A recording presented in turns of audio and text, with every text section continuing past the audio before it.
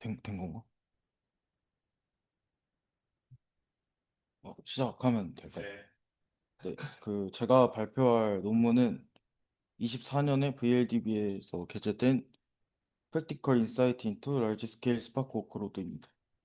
바이트댄스라는 기업에서 제안한 연구입니다. 네, 요약하자면 일단 바이트댄스에서는 매일 100만 건 이상의 스파크 작업을 실행하고 500푸타바이트 규모의 셔플 데이터를 처리하고 있습니다. 그리고 프로덕션 환경에서 이제 리소스 효율성을 확보하기 위해서 해결해야 할 세 가지 핵심 문제를 제안하고 있습니다. 첫 번째는 이제 느린 IO로 인한 과도한 CPU 및 메모리 유유 상태. 두 번째는 조잡한 자원 제어로 인한 낭비. 세 번째는 비효율적인 작업 설정으로 인한 낮은 활용도를 문제로 제시하고 있습니다. 그래서 바이트댄스는 이러한 문제를 해결하기 위해서 리소스 효율성 거버넌스 프레임워크를 제안하고 있습니다.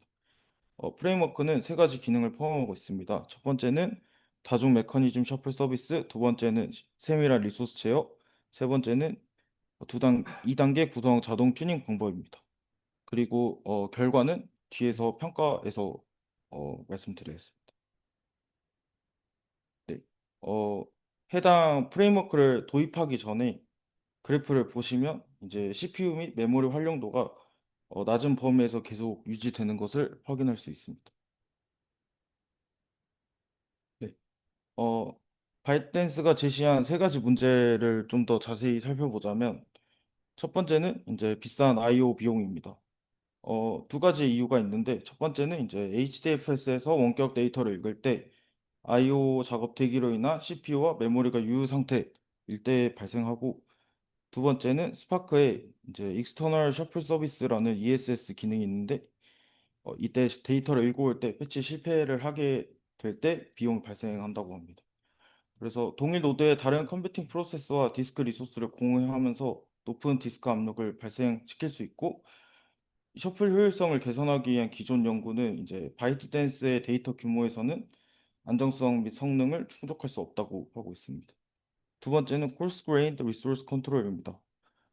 기존의 연구는 이제 스파크의 다양한 스테이지의 리소스 요구 사항 변화를 처리하기 어려웁니다. 그래서 스파크는 이제 이러한 문제를 해결하기 위해서 리소스 프로파일이라는 기능을 제공하고 있는데 이제 이것은 어, 기능을 제공하긴 하지만 스파크 SQL을 지원하지 않고 그리고 사용자가 요구 사항에 따라 코드를 만질 수 있어야 하기에 어려움이 있습니다.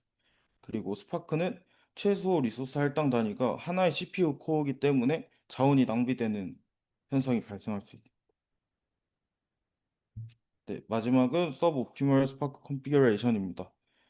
스파크 작업에는 이제 적합한 매개 변수를 수동으로 설정하는 것은 극도로 시간이 많이 소모된다고 합니다. 이유는 다양한 비즈니스 요구 사항이 있고 스파크 어플리케이션마다 이제 다양한 특성과 리소스 요구량이 있기 때문입니다. 그리고 자동 구성 튜닝 방법은 이제 다양한 어플리케이션과 동적 프로덕션 환경 적응에 대한 어려움이 있고 기존 튜닝 방법으로 제시된 연구들은 이제 스파크의 동적 할당 기능을 활성화하는 경우가 드물다고 합니다. 네, 그래서 앞서 말씀드린 대로 세 가지의 기능을 포함한 프레임워크를 설계하였습니다. 네, 전체적인 아키텍처는 이렇습니다. 다중 메커니즘 셔플 서비스가 이제 클러스터에 있는 보라색 부분이고 미세 조정 리소스 제어는 분홍색 부분입니다. 그리고 2단계 구성 자동 튜닝은 노란색 부분으로 구성되어 있습니다. 이제 프레임워크 소개에 앞서서 바이트 댄스의 이제 스파크 환경을 알아야 하는데요. 이제 스파크 워크플로우 개요부터 설명드리겠습니다.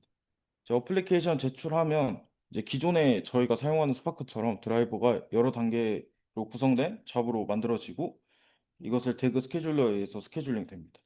그리고 여러 개의 작은 실행 단위 태스크로 나뉘어서 엑스큐트해서 병렬로 실행됩니다. 네, 차이점은 이제 저희는 대부분 얀에서 실행하면 해당 바이트 댄스는 이제 고들 기반의 얀이라는 요들에서 이제 어, 관리하는 클러스터에 할당된 컨테이너에서 실행이 되어집니다. 이제 고들 같은 경우는 이제 쿠버네티스 기반의 리소스 관리 및 스케줄링 시스템인데 바이트댄스의 자사 서비스라고 합니다. 네. 그리고 앞서 아까 아키텍처에서 보셨다시피 이제 클러스터는 두 개로 구성이 되어 있습니다. 보시면 이제 데디케이티드 클러스터랑 이제 믹스드 클러스터 그리고 CSS 클러스터는 이제 여기서 제한한 클러스터인데 이렇게 두 개로 제한되어 있고 그다음에 이제 전용 클러스터 같은 경우는 성능이 좋은 SSD를 장착한 고성능 클러스터이고 이제 대규모 워크로드에서 셔플 안정성을 유지하는 것에 어려운 문제를 겪고 있습니다. 그리고 호나 클러스터는 온라인 서비스 및 HDFS와 같은 다양한 서비스와 디스크 리소스를 공유하고 있고 이러한 공유 때문에 이제 용량에 대한 경쟁을 심화시켜서 셔플 안정성 문제를 악화하고 있습니다. 그리고 바이트댄스의 스파크 어플리케이션은 매일 170만 개 이상의 스파크 작업이 실행되고 이 중 75%는 주기적으로 반복되는 작업이라는 특징을 가지고 있고 어, 기존의 이제 매개 변수는 수동 최적화가 불가능하다고 합니다. 작업량이 너무 많고 대부분의 사용자는 이제 스파크 전문가가 아니어서 최적의 설정을 찾기 어렵다는 문제가 있어서. 네. 그러면 멀티 메커니즘 셔플 서비스부터 설명드리겠습니다. 어, 기존에 있던 ESS에서 이제 상향된 기능을 추가한 Enhanced ESS를 제한하고 있습니다. 일단 SSD를 디스크 리소스로 사용하는 클러스터고 이제 IO 더 높은 IO 처리량을 제공하고 있습니다. 이제 그 차별된 점은 ESS에 이제 리퀘스트 스로틀링이랑 익스큐터 롤링이라는 두 가지 기능이 추가되었는데요. 이제 리퀘스트 스로틀링 같은 경우는 비정상적인 애플리케이션의 과도한 요청으로 인한 셔플 서비스 과부하를 방지하는 역할이고 엑스큐터 롤링은 이제 클러스터 내 노드에 전반에 걸쳐 셔플 데이터의 보다 균일한 분산을 위해서 만들어졌습니다. 네, 리퀘스트 스로틀링부터 설명드리겠습니다. 이제 단일 어플리케이션이 이제 ESS 노드에 리소스를 고갈시켜서 클러스터 내 다른 어플리케이션 셔플 성능에 영향을 미치는 것을 방지하기 위해서 만들었습니다. 그래서 셔플 태스크 수가 지나치게 어, 많은 어플리케이션이 이제 생기는 이유가 첫 번째는 이제 셔플 쓰기 시 수많은 작은 청크를 생성하고 읽기 단계에서는 이제 ESS 노드에 대한 대량의 패치 요청이 생기기 때문입니다. 그래서 이러한 문제 때문에 이제 ESS 노드에 수백만 개의 셔플 요청이 대기열에 쌓이게 되고 이제 평균 청크 크기가 20KB 미만으로 노드에 높은 어, 무작위 IO를 유발한다고 합니다. 그리고 결과적으로 영향을 받은 ESS 노드는 잘못 구성된 어플리케이션 때문에 다른 어플리케이션의 셔플 요청을 처리할 수 없게 되어집니다. 그래서 이것을 방지하기 위해서 이제 리퀘스트 스로틀링을 만들었는데 이것의 동작 방식은 이제 5초마다 시스템은 전체 셔플 데이터의 패치 시간을 계속 감시하는데 이제 지연 시간을 계속 감시를 하고 평균 지연 시간이 이제 인계값 10초를 넘어가게 되면 리퀘스트 스로틀링이 트리거가 됩니다. 이제 20초 같은 경우는 바이트 댄스사의 뭐 경험적인 걸로 이제 예측되어지는 정해진 인계값이라고 합니다. 그리고 아래의 식과 같이 어플리케이션별 허용 가능한 청크 패치율을 계산합니다. 그래서 분자 같은 경우에는 최근 5분간 서버가 기록한 최고의 전체 요청 처리 성능이고 분모는 이제 최대 성능을 공평하게 나누기 위한 부분입니다. 이제 n은 현재 서버에 데이터를 요청하고 있는 총 스파크 작업의 개수이고 p 같은 경우는 개별 작업별 중요도입니다. 이 식을 구성하는 것도 이제 바이트댄스의 경험적인 것을 토대로 만들었다고 합니다. 네. 그리고 이제 아까 이제 허용 가능한 청크 패치율을 계산한 상태에서 이제 그 청크 패치율을 넘어선 어플리케이션에 대해서 이제 요청 대기열의 최대 길이를 제한하기 위해서 QC를 계산을 하는데요. 이제 QC는 최대 길이 제한 기준이라고 보시면 됩니다. 그래서 맥스 FRA는 이제 해당 작업이 최근 5분간 보였던 최고 요청 속도이고 L세타는 지연 시간 인계값 그리고 람다 P는 작업 중요도에 따른 페널티 개수입니다. 그래서 이것을 30초마다 동적으로 조절하고 지연 시간이 계속 나빠진다면 해당 페널티 개수를 이제 조절하여서 대기열 길이를 감소시키고 그리고 서버의 응답 시간 정상으로 돌아오면 페널티 개수는 이제 디폴트 값이 1로 다시 초기 값으로 설정됩니다. 그리고 한 번으로 제한을 받았던 어플리케이션은 문제가 해결되는 시점부터 30분간 보호 관찰 상태에 들어간다고 합니다. 네, 두 번째는 익스큐터 롤링입니다. 각 엑스큐터의 총 셔플 쓰기 크기를 제한하기 위해서 이제 롤링 전략이 도입이 됐는데요. 첫 번째는 이제 태스크가 종료되면 드라이버는 엑스큐터가 각 보고한 셔플 크기를 누적을 하고 그다음에 엑스큐터의 셔플 쓰기가 지정된 인계값 20GB에 도달했을 때 이제 해당 엑스큐터는 해제되고 이어서 새로운 엑스큐터를 요청하는 방식으로 진행됩니다. 클러스터 전반에 컨테이너를 균일하게 분산시키기 이제 위한 소프트 제약 조건을 제공하기 위해서 스케줄러의 스케줄링 정책을 구현해 놓고 이렇게 엑스큐터를 해제하고 다시 다른 엑스큐터를 획득함으로써 셔플 데이터가 더 고르게 균등하게 분산을 할 수 있습니다. 네, 두 번째는 이제 클라우드 셔플 서비스입니다. 어, 믹스드 클러스터는 이제 디스크를 같이 쓰다 보니까 IO로 인한 셔플 안정성 문제가 항상 발생하고 있었습니다. 그리고 이제 이런 문제를 해결하기 위해서 이제 작업이 로컬 디스크에 의존하는 것을 없애기 위해 푸시 기반 원격 셔플 서비스인 CSS를 제안하였고 CSS는 셔플을 위한 컴퓨팅 노드와 스토리지 노드를 분리하면서 셔플 읽기 동안 순차적으로 패치를 허용한다고 합니다. 어, 컴퓨팅 노드와 스토리지 노드가 분리했다는 의미는 이제 계산하는 노드와 그 셔플 데이터를 저장하는 노드를 아예 분리해서 어, 이제 셔플 읽기를 하는 건데 순차적인 패치에 관한 내용은 뒤에서 설명드리겠습니다. 네, 그 CSS 내부 구조는 이렇게 되어 있습니다. 네, 어, 구성 요소부터 설명드리겠습니다. 첫 번째는 클러스터 매니저입니다. 클러스터 매니저는 리소스 할당 및 등록된 워커 어플리케이션의 상태를 유지 관리하고 상태 정보는 주키퍼나 외부 스토리지에 저장하여 고가용성과 내결함성을 확보했다고 합니다. 두 번째는 CSS 워커입니다. 셔플 어플리케이션으로부터 들어오는 데이터를 수신하고 HDFS 또는 로컬 디스크 두 가지 모드로 데이터를 저장합니다. 그리고 백업 워커에 이제 기록돼서 장애에 대비하고 있습니다. CSS 매니저 클라이언트는 스파크 드라이버에서 실행되고 실행 중인 어플리케이션과 셔플의 하트비트를 보고하고 클러스터 매니저에게 워커를 요청하는 역할입니다. 그리고 각 셔플 단계의 메타데이터를 추적합니다. 그리고 CSS 워커 클라이언트는 이제 익스큐터에서 실행되는 셔플 태스크가 CSS 워커에서 셔플을 쓰거나 읽기 위해서 사용되어집니다. 네, 이런 CSS를 설치했을 때 효과는 순차적 IO를 통한 비용 절감입니다. CSS는 이제 동일 파티션의 데이터를 원격 서버 특정 그룹으로 푸시를 합니다. 그리고 서버는 수신된 데이터를 메모리에 버퍼링한 후 한 번에 디스크에 기록하여 데이터 파일을 병합합니다. 이러면 이제 셔플 데이터가 나누어진 상태로 각 노드에 저장되는 게 아니라 이제 하나로 시퀀셜하게 병합된 상태에서 저장되는 형태를 취합니다. 그리고 이제 이로 인해 후속 태스크는 파티션 데이터를 순차적으로 읽을 수 있어 랜덤 IO 대비 비용이 감소합니다. 네. 그리고 두 번째는 파티션 그룹을 통한 IO 요청 감소입니다. 이제 여러 파티션을 동일한 원격 서버 그룹에 할당 가능하고 이걸 통해 이제 여러 파티션의 데이터를 일괄적으로 한 번에 푸시할 수 있어서 IO 요청 수가 감소하게 됩니다. 그리고 빠른 인메모리 복제를 통한 내결함성을 가지고 있습니다. 아까 이제 복제본을 생성해서 저장하기 때문에 내결함성을 가지고 있고 디스크 저장은 비동기식 처리로 진행되어서 셔플 쓰기 속도는 향상됩니다.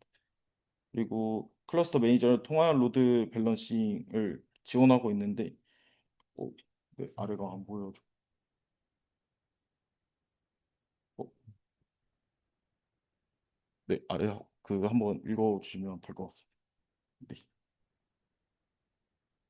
그래서 어, 네. 그다음 두 번째는 이제 두 번째로 제안한 기능이 Fine Grained Resource Control입니다. 이제 그 바이트 댄스의 요들의 기능을 더 잘 활용하기 위해서 이제 스파크 구성 매개 변수와 상호작용 프로토콜을 수정해서 미세 조정 리소스 제어를 강화하고 있습니다. 이제 추가된 변수는 이제 핵심적으로 밀리코어스와 메모리 버스트가 있습니다. 이제 기존의 리소스 제어 방식은 앞서 설명드렸다시피 리소스 파일을 매개 변수로 해서 사용하고 있는데 이제 이것은 엑스큐터를 제할당하는 방식이어서 성능에 부정적인 영향을 미칠 수 있는 상당한 비용을 초래하고 있고 이 기능이 현재 RDD로 제한되고 있어서 SQL로 확장되지 않았어요. 그리고 이제 API를 사용하여 코드를 수정해야 하는데 이제 해당 코드의 점가가 이제 현저히 적은 이유로 해당 어플리케이션은 부적합하다고 말하고 있습니다. 네. 미세 조정 이제 컨트롤에는 두 가지가 있는데 이제 첫 번째는 리소스 얼로케이션 컨트롤입니다. 그 요들 자체가 이제 고들이라는 쿠버네티스 기반의 이제 데이터 관리, 리소스 관리 위에 있기 때문에 이제 쿠버네티스의 개념 중 요청 리퀘스트와 이제 리미트를 활용했다고 합니다. 그리고 CPU와 메모리에 대한 요청 및 제한 매개 변수를 통해 컨테이너 리소스 활용도를 제어하고 엑스큐터 리소스에 더 많은 유연성을 부여했다고 합니다. 이제 스파크 어플리케이션의 리소스 설정을 구성할 시에는 이때는 이제 정말 사용자가 그 설정을 선택할 수 있도록 이제 범위를 줄 때는 리퀘스트와 리밋 자체는 아래와 같이 설정되어집니다. 네, 이제 CPU 리소스 관련돼서 이제 추가된 매개 변수는 엑스큐터 밀리코어스입니다. 이제 엑스큐터에 대한 CPU 요청을 지정하는 데만 사용하고 태스크 병렬성은 기존의 매개 변수인 엑스큐터 코어스 값에 의해 결정이 됩니다. 그리고 기존의 방식은 CPU 한 개에 의존했다면 밀리코어스 같은 경우는 이제 1000분의 1 단위로 세밀한 단위를 지원하고 있습니다. 그리고 CPU 제한 같은 경우는 일반적으로는 엑스큐터 밀리코어스의 배수로 설정한다고 합니다. 그리고 디폴트 값은 두 배로 설정했다고 합니다. 그 메모리 리소스 관련한 변수는 이제 메모리 버스트 레이시오라는 매개 변수가 추가되는데 이제 이것은 엑스큐터 메모리 중 오버헤드 메모리 부분에 대한 요청 설정을 낮추는 비율을 지정하고 제한 설정 같은 경우는 기존에 있던 이제 메모리 제한 매개 변수를 사용한다고 합니다. 그리고 안정성과 메모리 활용도 사이의 균형을 고려한다고 합니다. 네. 두 번째는 이제 리소스 유세이지 컨트롤입니다.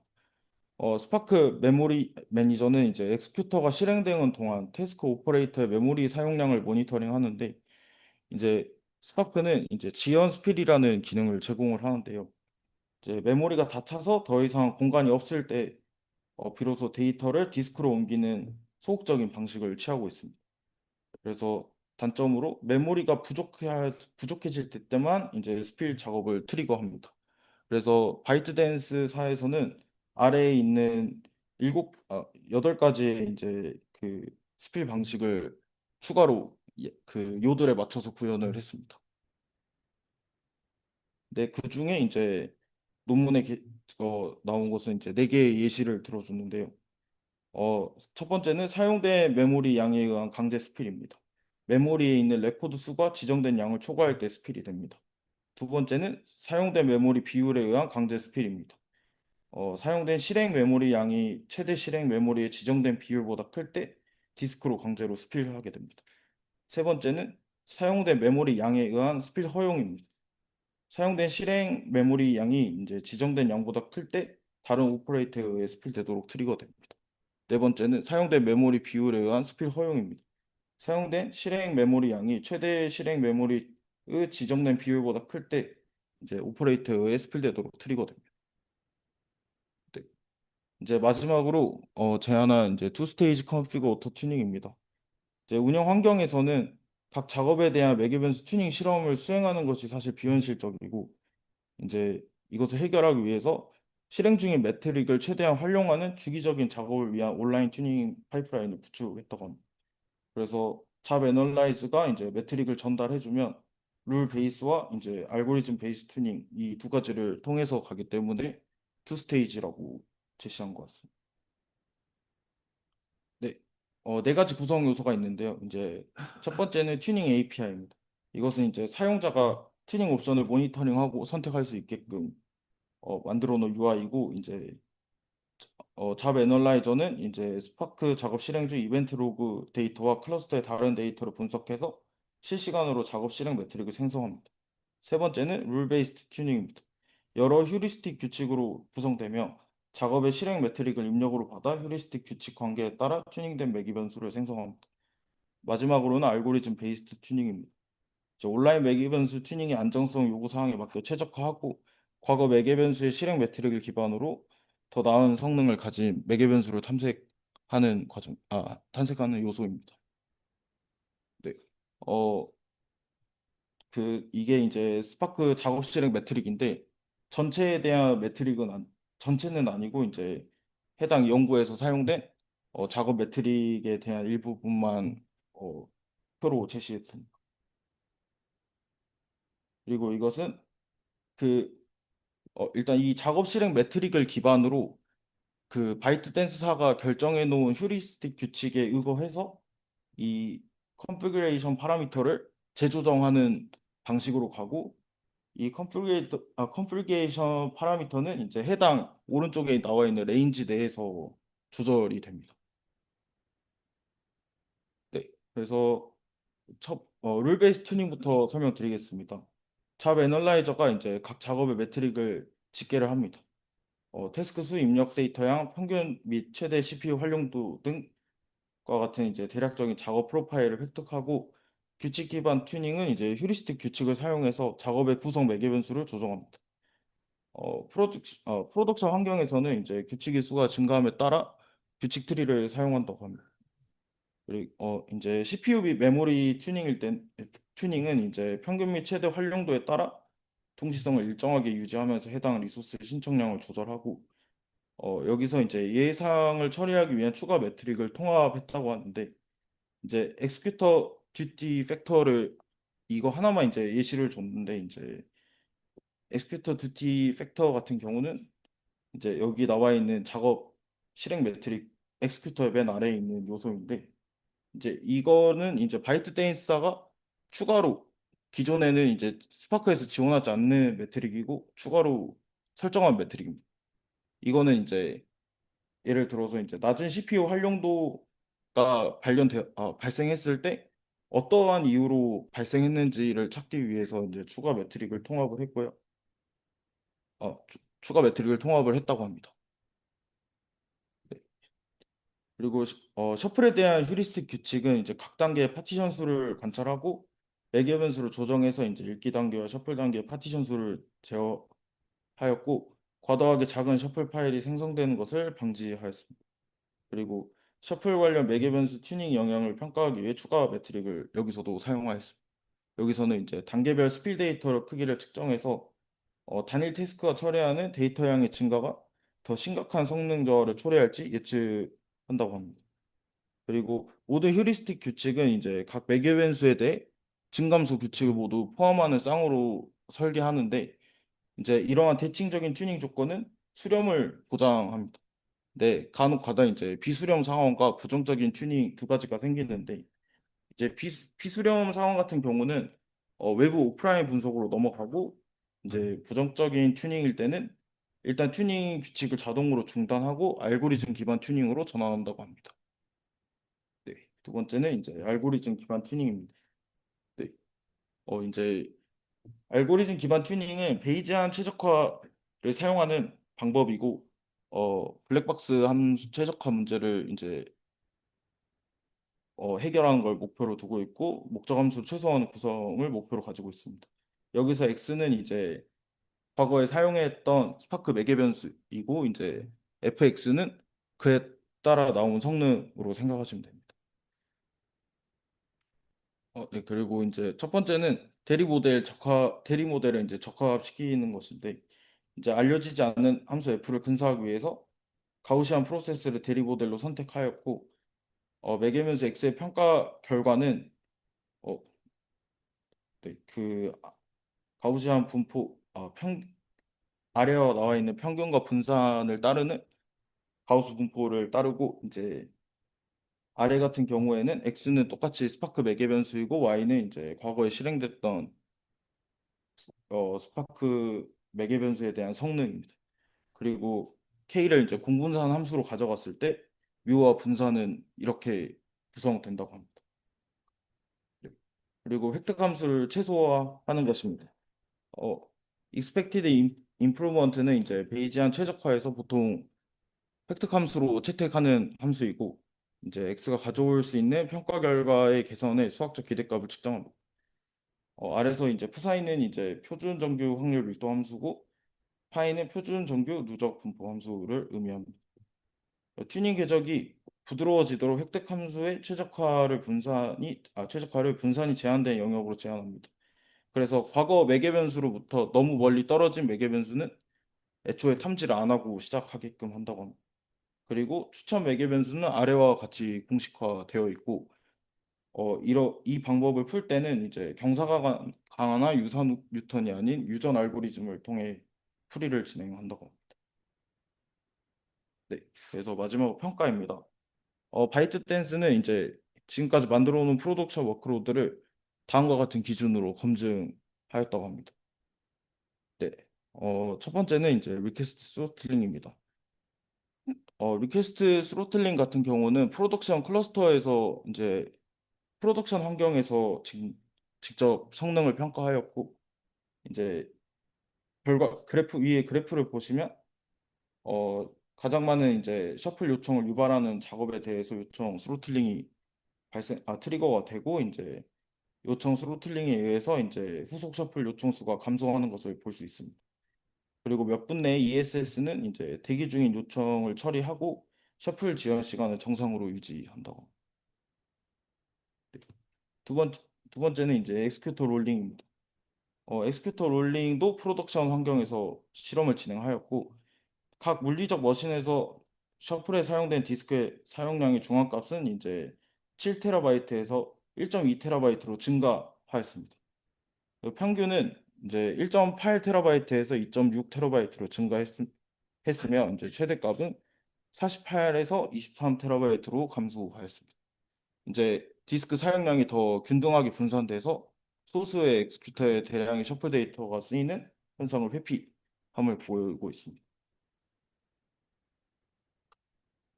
네. 다음은 클라우드 셔플 서비스에 대한 효과입니다. 이제 세 가지 셔플 서비스를 같이 비교를 하였는데요. 이제 처음에 앞서 나왔던 ESS와 어, 이제 두 번째는 마그넷 그리고 세 번째는 CSS 이렇게 세 개를 비교하였고 마그넷은 이제 CSS와 같이 이제 푸시 기반 셔플 서비스인데 스파크 3.2에서 제공하는 기능.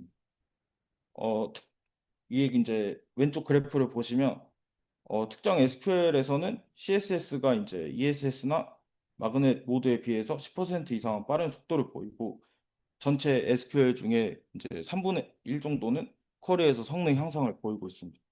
그리고 CSS가 ESS에 비해 총 실행 시간은 이제 0.4시간, 마그넷에 비해는 1.3시간을 단축했고 CPU 및 메모리 할당이 현저히 감소된 것은 오른쪽 표에서 확인할 수 있습니다.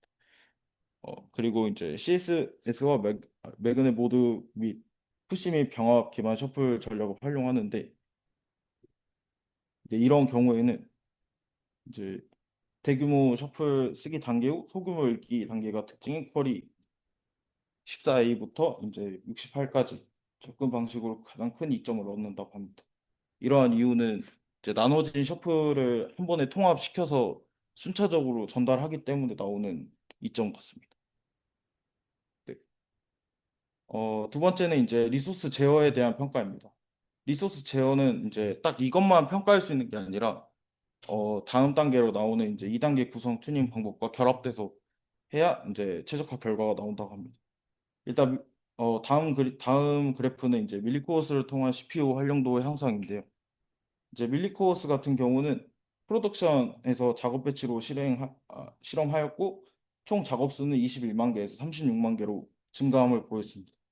그리고 동일한 기간 동안 활성화된 작업 수는 0개에서 35만 개로 증가하였고 활성화된 작업의 비율이 급증함으로써 90%인 것 같아요.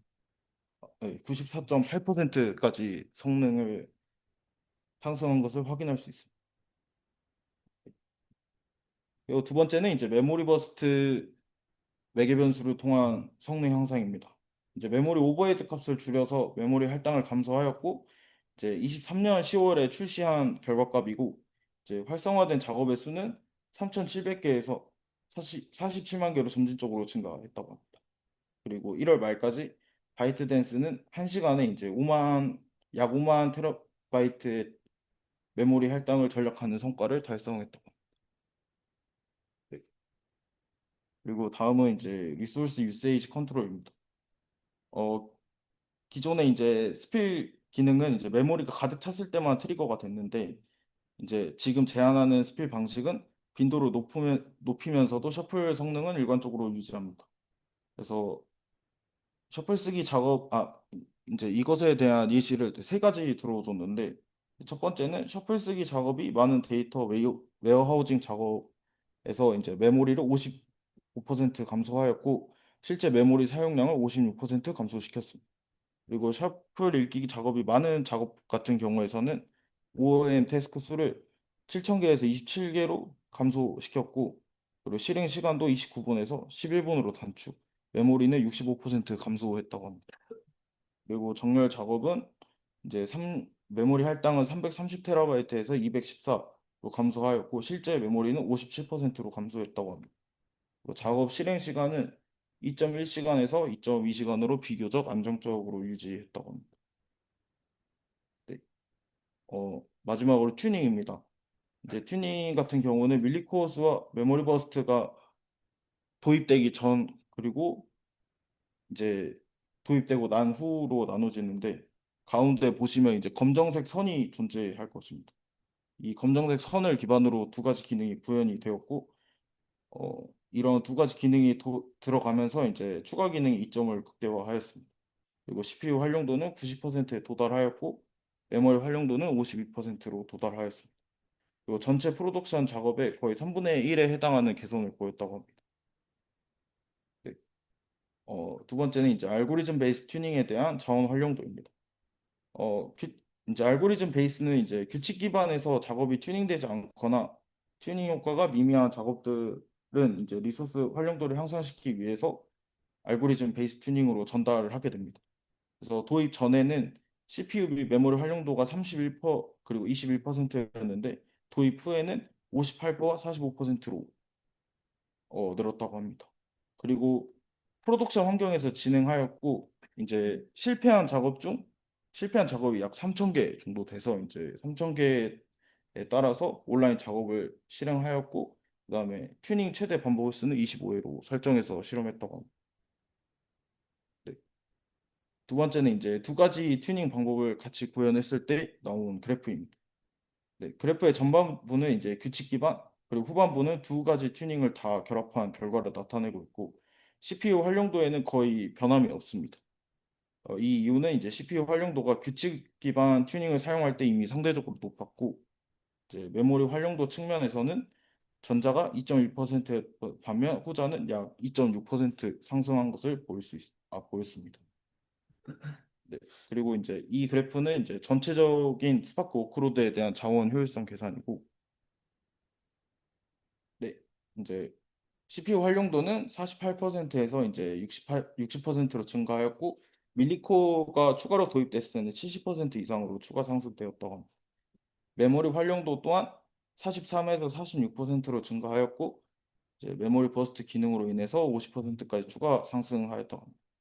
뭐 셔플 블록 비율 같은 경우는 22년 1월에 14%였는데, 이제 ESS와 CSS 도입 후 46%대로 감소하였고, 후속 이제 매개변 스튜닝이 들어왔을 때는 2% 추가 감소하였다고 합니다. 그리고 마지막으로는 이제 월별 최적화 작업수 및 리소스 할당 전략량인데, 이제 이 해당 표에는 오른쪽에 나와 있는 정보들이 들어가 있습니다. 이제 해당 논문에서 약간 주목할 점으로 써놓긴 했는데, 이제 서비스 사용자가 14,000명으로 증가했다고 합니다. 해당 서비스를 도입하고 나서. 그 다음에 최적화된 이제 작업 개수가 이제 25만 개에서 53만 개로 증가하였고, CPU 활용도도 60%를 초과하는 작업 수가 이제 15만 개에서 두 배로 늘었다고 합니다. 그리고 메모리 활용도 50%를 초과하는 작업은 이제 15만 개에 도달했고, 일일 CPU 및 메모리 리소스 할당 전력량은 다음과 같다고 합니다. 그리고 평균 작업 실행 시간도 11분 단축시켰다고 합니다. 네, 이제 결론을 말씀드리면 이제 대규모 프로덕션 환경에서 안정성, 성능 및 활용도에 특히 초점을 맞춰서 이제 워크로드의 리소스 효율성을 향상시키기 위해 일련의 기술들을 제안하였습니다. 그래서 다음과 같이 세 가지의 기술을 제안을 하였고, 어, 페타바이트 단위의 메모리와 를 전략하는 상당한 리소스 전략 효과를 입증하였습니다. 그리고 이제 향후에는 HDF의 성능 개선, 그리고 더 많은 튜닝 알고리즘 통합 등 이러한 기술들을 더욱 세밀하게 다듬고 확장할 계획이라고 합니다. 네, 그 마지막은 이제 CSS만 프로덕션에서 실행을 안 했는데 이제 CSS 실험 환경을 제가 마지막 페이지에 적어놨습니다. 이상입니다. 네.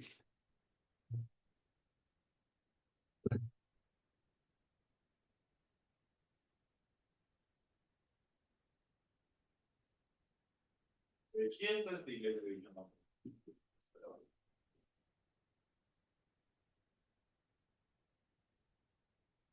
네. 어,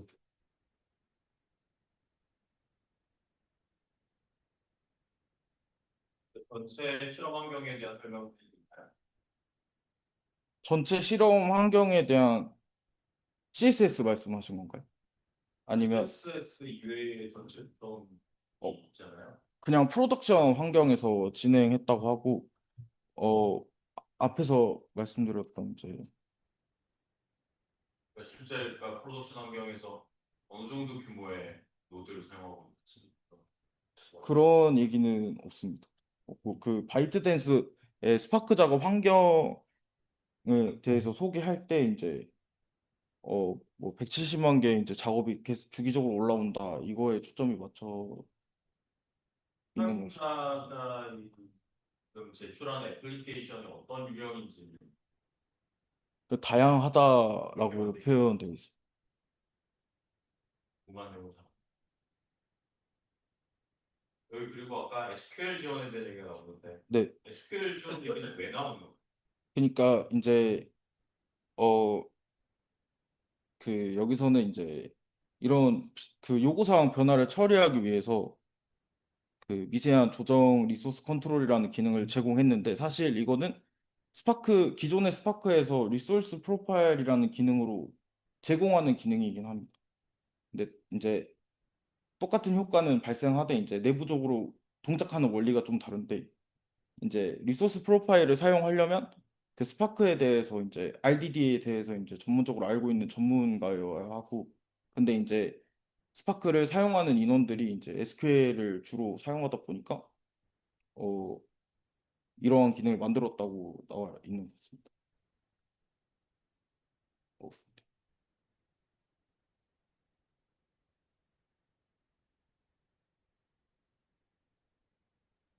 SQL 조합했다는 게 스파크 기반으로 조합했다는 건가요? HDFS에서의 하이브나 인플라에 대한 SQL 조합했다는 별도의 데이터베이스가 있다는 거죠. 그런 내용은 없는 것 같습니다. 그냥 리소스 프로파일 자체가 스파크 SQL을 지원을 안 한다 해서 이런 기능 제공했다라고. 스파크 SQL? 예, 맞습니다. 그러니까 스파크 데이터 프레임 위에서 동작하는 SQL인데 이제 RDD로만 되는 방식이다 보니까 이런 걸 깨려고 했던 거예요. 네. 질문.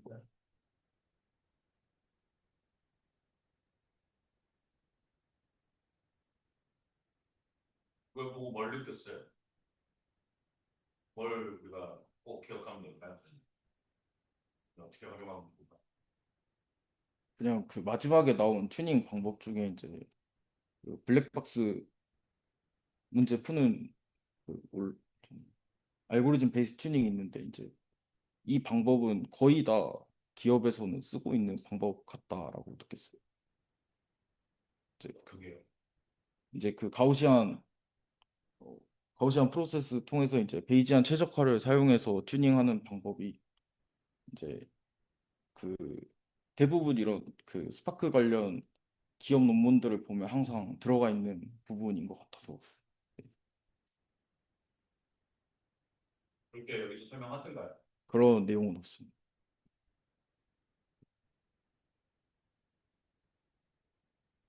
또 그런 건 없어요. 만들기 정말 어려웠겠다. 그럴 수 있을 것 같아요. 사실 자원이 좀 많이 부족하지 않을까. 심, 질문 더 있어요.